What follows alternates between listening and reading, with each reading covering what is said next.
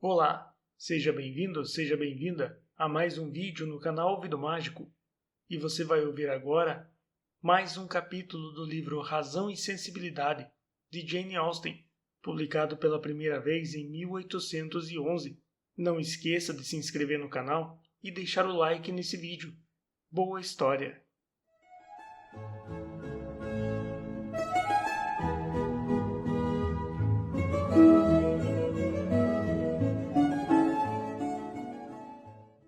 Capítulo 27.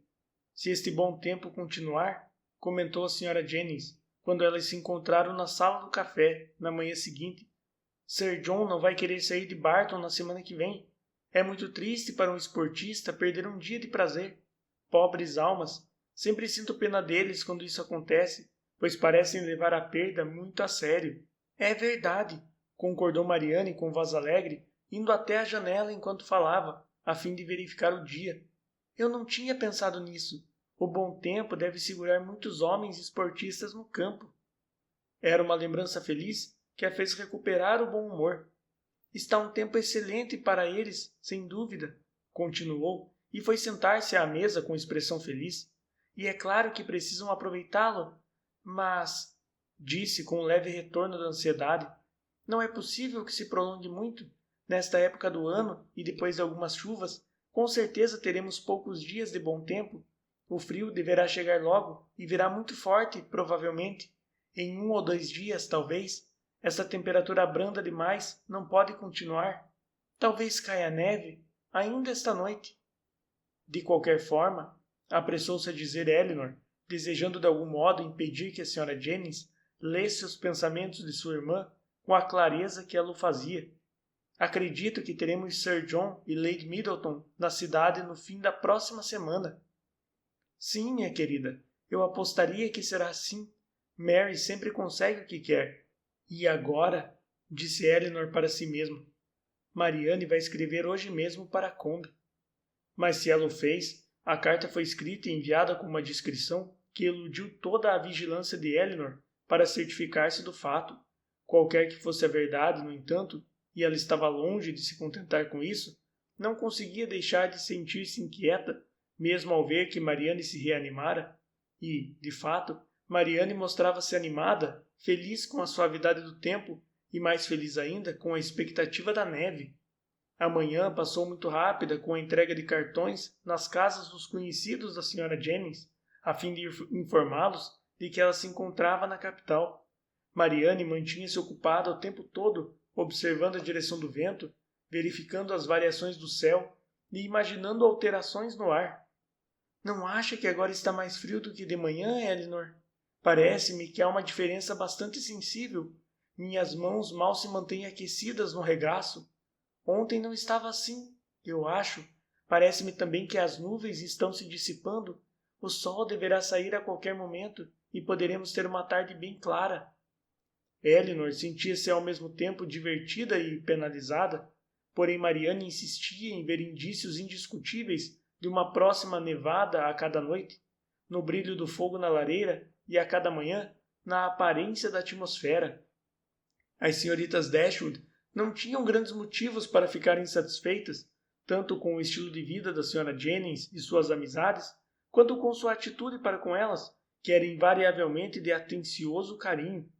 Cada detalhe de sua organização caseira seguia as regras do plano mais liberal possível e, exceto por algumas poucas amizades da cidade que, para desgosto de Lady Middleton, ela jamais concordara em deixar, a senhora não fazia visitas a ninguém cuja apresentação pudesse de algum jeito impressionar mal as suas jovens companheiras. Satisfeita por sentir-se mais à vontade nesse sentido do que esperava, Elinor ia com maior disposição aos bailes noturnos do que às reuniões e festas ao entardecer, que aconteciam geralmente em casas familiares ou na casa da própria Sra. Jennings, onde apenas se conversava e se jogava baralho, portanto, divertia-se menos. O coronel Brandon, que tinha um convite permanente para fazer visitas à Sra. Jennings, comparecia à casa dela quase todos os dias. Ia lá para olhar Marianne e conversar com Elinor, que na maioria das vezes gostava mais das conversas que mantinha com ele do que de outras atividades diárias. Porém, não deixava de perceber com muita apreensão que ele continuava interessado em sua irmã. Temia que se tratasse de um interesse que o fizesse sofrer e afligia-se ao ver, de vez em quando, uma tal ansiedade nos olhares que ele dirigia a Mariane, que a informava de que o padecimento do coronel era maior na capital do que quando se encontravam em Barton. Cerca de uma semana depois da chegada delas, confirmou-se que Willoughby também havia chegado. Encontraram o cartão de visita dele sobre a mesa quando voltaram da costumeira saída matinal. "Santo Deus!" exclamou Mariane. "Ele esteve aqui enquanto estávamos fora." Elinor, contente por saber que o jovem cavalheiro encontrava-se em Londres, aventurou-se a dizer: "Com certeza ele voltará amanhã." Mariane nem sequer a escutou e, como a Sra. Jennings entrasse na sala, fugiu para o seu quarto com o precioso cartão. Esse acontecimento, que sossegou Elinor, reacendeu em sua irmã a agitação anterior. Desse momento em diante, sua mente não teve mais descanso. A expectativa de poder vê-lo a qualquer momento do dia tornou-a imprestável para qualquer coisa. Na manhã seguinte, Mariane insistiu em ficar em casa quando as outras saíram. Os pensamentos de Elinor não paravam de tentar adivinhar o que poderia estar se passando na Berkeley Street, enquanto a Sra. Jennings e ela se encontravam ausentes. Mas no instante em que olhou para a irmã, assim que chegaram de volta em casa, foi o suficiente para informá-la de que o Sr. Willoughby não tinha voltado uma segunda vez para tentar a visita. Nesse mesmo momento, trouxeram um bilhete e o colocaram sobre a mesa. "É para mim?" perguntou Mariane, adiantando-se impulsivamente. "Não, senhorita, é para a minha senhora." Não convencida do que ouvira, Mariane pegou o bilhete e verificou-o. "É mesmo para a Sra. Jennings. Que coisa mais irritante."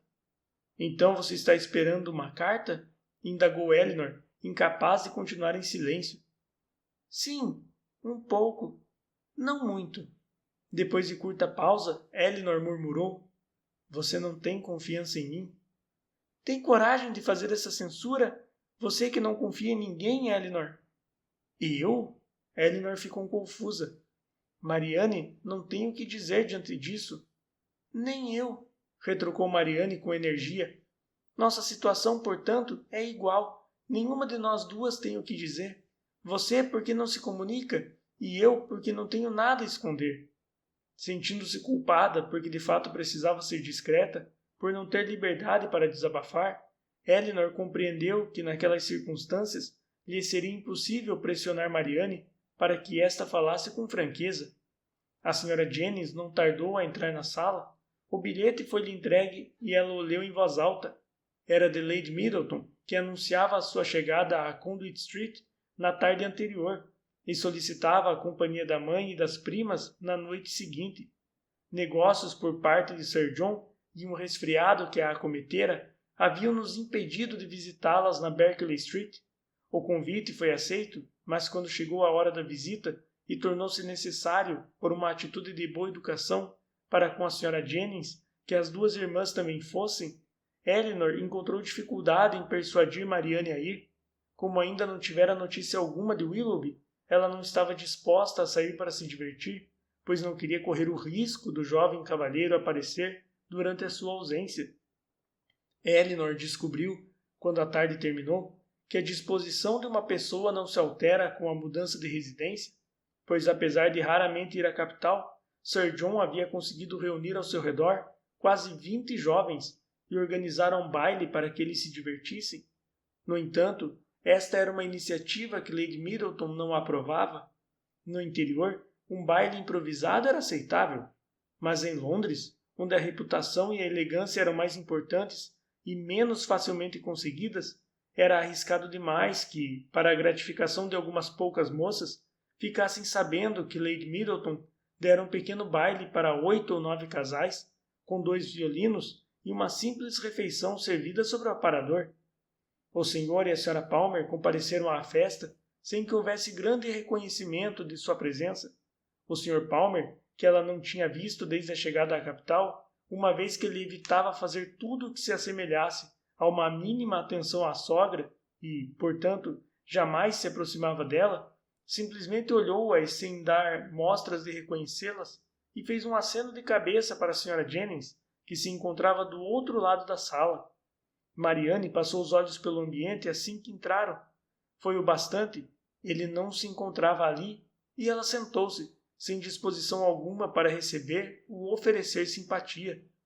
Depois de estarem reunidos por cerca de 1 hora, o Sr. Palmer plantou-se diante das senhoritas Dashwood para expressar-lhes a surpresa de vê-las na capital, apesar de que o Coronel Brandon havia informado o casal sobre a chegada delas, em uma visita que fizera à casa dele, ocasião em que o Sr. Palmer teria dito algo muito engraçado ao saber que elas tinham vindo. Pensei que as senhoritas estivessem em Devonshire, disse ele. Pensou? Foi a réplica de Elinor. Quando irão voltar para lá? Não sei. E isto encerrou a conversa. Jamais em sua vida Marianne sentira-se tão sem vontade de dançar como nessa noite, e tão fatigada por fazê-lo. Queixou-se disso enquanto voltavam para Berkeley Street. Sim, comentou a Sra. Jennings. Nós sabemos muito bem o motivo dessa indiferença a tudo. Se certa pessoa, de quem não devo dizer o nome, estivesse lá, a senhorita não teria sentido o mínimo cansaço. E, para dizer a verdade, não foi muito bonito da parte dele ter sido convidado e não haver comparecido, pelo menos para se encontrar com a senhorita. Convidado? Indagou Marianne. Foi minha filha Middleton que me disse, pois parece que Sir John encontrou-o em algum lugar na rua, esta manhã. Marianne não falou mais nada, mas se demonstrava profundamente magoada, impaciente com tal situação e querendo fazer alguma coisa que minorasse o sofrimento da irmã. Elinor resolveu escrever para a mãe na manhã seguinte, na esperança de despertar nela cuidados a respeito da saúde de Marianne e iniciar a investigação que vinha adiando havia tanto tempo. Tomou tais medidas mais depressa, ainda, ao ver que, depois do café, no dia seguinte, Marianne estava escrevendo para Willoughby mais uma vez, pois não havia em Londres ninguém mais a quem a moça pudesse escrever. Ali pela metade do dia, a Sra. Jennings saiu para tratar de suas coisas, e Elinor começou a carta imediatamente, enquanto Marianne, desanimada demais para fazer qualquer coisa e ansiosa demais para conversar, ia de uma janela para outra, ou sentava-se junto da lareira em melancólica meditação. Elinor foi bastante sincera no que escreveu à mãe, relatando tudo o que estava acontecendo, revelando as suspeitas sobre a constância de Willoughby, pedindo-lhe que, em nome do dever e do amor, chamasse severamente a atenção de Marianne para a verdadeira situação a respeito dele. Mal tinha terminado a carta quando ouviu-se bater à porta, o que significava uma visita, e o Coronel Brandon foi anunciado. Marianne, que o vira chegar pela janela e que no momento detestava qualquer companhia, saiu da sala antes que ele entrasse. O coronel parecia mais sério do que de costume, e depois de expressar sua satisfação por encontrar a senhorita Dashwood sozinha, como se tivesse algo particular a lhe dizer, sentou-se sem pronunciar uma só palavra por algum tempo, convencida de que o coronel tinha alguma comunicação íntima relativa à sua irmã para fazer. Elinor esperou com impaciência que ele se dispusesse a falar. Não era a primeira vez que ela sentia essa mesma espécie de convicção, pois mais de uma vez antes dessa, começando com os preâmbulos, sua irmã não parece estar bem hoje, ou sua irmã parece desanimada, Brandon parecera estar a ponto de fazer confidências ou perguntas particulares a respeito dela. Depois de passados alguns minutos, o coronel Brandon rompeu o silêncio, perguntando, com voz que traía certa agitação, quando deveria congratular-se com ela pela aquisição de um irmão. Elinor não estava preparada para tal pergunta, e como não tinha uma resposta pronta, foi obrigada a lançar mão de um antigo e comum expediente, perguntando-lhe o que ele queria dizer. Brandon tentou sorrir e respondeu: "O noivado de sua irmã com o Sr. Willoughby é bastante conhecido." "Esse noivado não pode ser bastante conhecido", retrucou Elinor, "uma vez que nem mesmo a família dela tem conhecimento dele." Parecendo surpreso, o coronel disse: "Peço-lhe que me perdoe se o que eu disse pareceu impertinente, mas não supus que esse fato fosse segredo, uma vez que eles se correspondem e todos falam que irão se casar." "Como assim? Quem disse essas coisas ao senhor?" "Muita gente. Algumas pessoas que a senhorita não conhece, outras que são de seu relacionamento íntimo, como a Sra. Jennings, a Sra. Palmer e os Middleton. Todavia, eu não teria acreditado mesmo assim, Talvez porque no íntimo não queria ser convencido e arranjei bases para minhas dúvidas, se não houvesse visto incidentalmente uma carta na mão do criado que me introduziu aqui no outro dia. Carta essa dirigida ao Sr. Willoughby pela letra da sua irmã. Eu pretendia fazer perguntas, mas isso me convenceu antes que as fizesse. Está tudo assentado definitivamente, então? É impossível para... Ora, não tenho esse direito e nenhuma chance de ter sucesso. Desculpe-me, senhorita Dashwood. Acredito ter agido mal dizendo tudo o que disse, mas não sabia o que fazer e tenho muita confiança na prudência da senhorita. Diga-me se tudo já está absolutamente resolvido, ou se alguma tentativa derradeira, se é que poderia haver tempo, ainda me é possível. Essas palavras, que significavam uma direta confissão do amor que ele devotava a Marianne, abalaram muito Elinor, e ela não foi capaz de dizer coisa alguma de imediato. Mesmo depois de recuperar o equilíbrio, debateu-se por algum tempo, procurando uma resposta adequada. A situação real entre Willoughby e sua irmã, na verdade, era pouco conhecida por ela mesma. Por isso, caso se dispusesse a falar alguma coisa a respeito, tanto poderia dizer de mais como de menos. Contudo, estava convencida de que a afeição de Marianne por Willoughby não permitia esperança alguma de sucesso para o Coronel Brandon, acontecesse o que acontecesse entre os dois. Ao mesmo tempo, como queria proteger a conduta da irmã de qualquer censura, depois de considerar a situação, achou mais prudente e acertado dizer ao coronel o que de fato ela sabia ou acreditava saber. Assim, contou-lhe, se bem que nunca houvesse sido informada pelos jovens da situação entre eles, não tinha dúvidas sobre a mútua afeição que os unia e que, por isso, não se surpreendera ao ver que se correspondiam. Brandon ouviu-a com atenção silenciosa e levantou-se quando Elinor terminou de falar.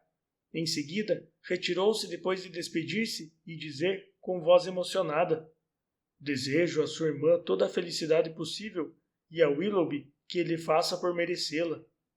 Esta conversa não despertou pensamentos agradáveis em Elinor, nem diminuiu as preocupações que a angustiavam. Ao contrário, ela ficou com a melancólica impressão de que a tristeza do Coronel Brandon pressagiava maus momentos e a ansiedade com que ele parecera querer conjurá-los não fizera mais do que confirmá-los.